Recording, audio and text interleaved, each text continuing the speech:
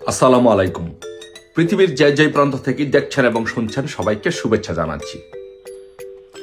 বাংলাদেশে যে 12ই ফেব্রুয়ারি যে নির্বাচন হতে যাচ্ছে, সেই নির্বাচনে আমাদের অবস্থান হচ্ছে যে কিসের হা কিসের না, ভোট দিতেই যাব না। এটি হচ্ছে আমাদের স্লোগান। কারণ বাংলাদেশে নির্বাচনে শেখ হাসিনা নাই, যে বাংলাদেশের নির্বাচনে নৌকা নাই, আওয়ামী লীগের কোনো প্রার্থী নাই, সেই বাংলাদেশে সেখানে কোনো নির্বাচন হতে পারে না। আওয়ামী লীগবিহীন নির্বাচন বাংলাদেশে প্রায় যারা আওয়ামী লীগের নেতৃত্বে যে জোট আছে, সেই জোট প্রায় 50 থেকে 60% ভোটের প্রতিনিধিত্ব করে। 50% 60% ভোটের যারা প্রতিনিধিত্ব করে, এরকম বিশাল অংশকে বাদ রেখে বাংলাদেশে একটি নির্বাচন হবে, সেই নির্বাচন বাংলাদেশে গ্রহণযোগ্য হবে না, সেটি কোনো নির্বাচন হতে পারে না। তাই আমাদের অবস্থান হবে, আমরা বাংলাদেশে এই 12ই ফেব্রুয়ারি নির্বাচনে আমরা কেউ ভোট দিতে যাব না। নো ভোট, নৌকা ছাড়া কোনো নির্বাচন হবে না। তাই আমাদের দলীয় নেতা কর্মীদের প্রতি অনুরোধ থাকবে, বিশেষভাবে অনুরোধ থাকবে যে কেন আমরা ভোট দিতে যাব না এবং ভোট না দিলে আমাদের কি বেনিফিট হবে, সেই বিষয়টা খুব গুরুত্ব সহকারে সবাই নিতে হবে এবং এটি পালন করতে হবে। দেখেন, একটি জিনিস আপনারা লক্ষ্য করবেন যে অতি সাম্প্রতিককালে এই নির্বাচন নিয়ে যুক্তরাজ্যের পার্লামেন্টে 4 জন সংসদ সদস্য, বব ব্ল্যাকম্যানের মতো প্রভাবশালী সংসদ সদস্যরা এটি নিয়ে প্রশ্ন রেজ করেছেন এবং বলেছেন বাংলাদেশে কোনো মানবাধিকার নাই, বাংলাদেশে আওয়ামী লীগের মতো একটি বৃহৎ রাজনৈতিক দলকে বাদে নির্বাচন হচ্ছে, এই নির্বাচন নিয়ে তারা কনসার্ন প্রকাশ করেছে। This is very important. কানাডার পার্লামেন্টে একইভাবে কানাডার পার্লামেন্টারিয়ান এই প্রশ্ন উত্থাপন করেছে যে বাংলাদেশে একটি রাজনৈতিক দলকে নিষিদ্ধ করা হয়েছে এবং একটি রাজনৈতিক দলকে যারা প্রায় 40% ভোটের প্রতিনিধিত্ব করে তাদেরকে বাদ দিয়ে নির্বাচন হচ্ছে, এই নির্বাচন আদৌ কতটুকু গ্রহণযোগ্য হবে। ইউরোপিয়ান ইউনিয়ন অলরেডি তারা তাদের কনসার্ন প্রকাশ করেছে। মার্কিন যুক্তরাষ্ট্রের যে প্রতিনিধি, তারাও একই কথা বলেছে। তারা বলেছে যে আমরা চাই সকল দলকে নিয়ে, সবাইকে নিয়ে একটা ইনক্লুসিভ নির্বাচন হোক।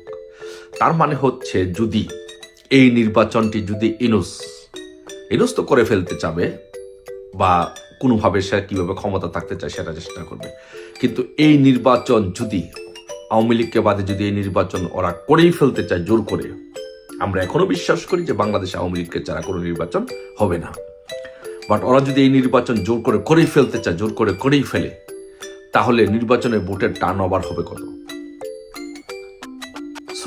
এখানে যেন আওয়ামী লীগকে ছাড়া যেন নির্বাচনে যেন ভোটটা যেন একেবারে ন্যূনতম মিনিমাম পর্যায়ের যেন একটা টার্ন হয়। এর ফলাফল কি হবে আমি আপনাদেরকে বলি, যে যদি নির্বাচনে একদম অল্প সংখ্যক টার্ন ওভার হয়, তাহলে পৃথিবীর যে দেশগুলো আছে, পশ্চিমা দেশগুলো আছে, মানবাধিকার সংস্থা আছে, জাতিসংঘ আছে, কেউ এই সরকারকে গ্রহণ করবে না, অ্যাকসেপ্ট করবে না এবং সারা বিশ্বে এটি নিয়ে একটি প্রশ্ন উঠবে।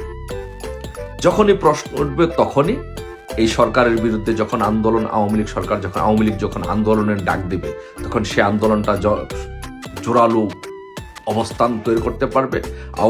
আওয়ামী লীগের আন্দোলনে মানুষের সম্পৃক্ততা বাড়বে এবং সারা বিশ্বের কাছে এই আন্দোলনটা গ্রহণযোগ্যতা পাবে। কারণ এই বিশ্ব তো অলরেডি এটি নিয়ে প্রশ্ন তুলেছে যে আওয়ামী লীগকে ছাড়া বা এতগুলো ভোট ছাড়া এত ভোটারদেরকে বাদে রেখে একটি নির্বাচন, সেই নির্বাচন গ্রহণযোগ্য না। এটা তারা আগেই কনসার্ন রেজ করেছে। তারপরে যদি নির্বাচন হয়ে যায়, সেই নির্বাচনের পরে এই বিশ্ব আওয়ামী লীগকে সমর্থন করবে এবং আওয়ামী লীগের নেতৃত্বে যে আন্দোলন হবে সেই আন্দোলনকে সমর্থন করবে। এবং এর ফলাফল যেটা হবে, যদি একদম মিনিমাম একটা টার্ন ওভার হয়, আওয়ামী লীগ আন্দোলনে যাবে, আওয়ামী লীগ আন্দোলনে বিজয়ী হবে এবং আওয়ামী লীগ আন্দোলনে বিজয়ী হয়ে যে জিনিসটা হবে, আমি আপনাদেরকে বললাম যদি আওয়ামী লীগকে ছাড়া ওরা নির্বাচন করেই ফেলে, তারেক রহমান ম্যাক্সিমাম 3 বছরের মধ্যে এ দেশ ছেড়ে পালাবে, বা তার সাথে যারাই সঙ্গপঙ্গ জোট সঙ্গীরা আছে 3 বছরের মধ্যে এই দেশ ছেড়ে তারা পালাবে। তাই আমি বলবো আমাদের সমস্ত নেতাকর্মীদেরকে, দেশে বিদেশে যেখানে আছেন সেখান থেকে যার লোকদেরকে, আত্মীয় স্বজনকে, বন্ধু বান্ধবকে, দলীয় নেতাকর্মীদেরকে সবাইকে একটাই নির্দেশনা দিবেন, কেউ যেন ভোট কেন্দ্রে না যায়। কিসের হা কিসে না শেখ হাসিনা ছাড়া নির্বাচনে আমরা ভোট দিতে যাব না। এটি আমাদের স্লোগান। জয় বাংলা, জয় বঙ্গবন্ধু।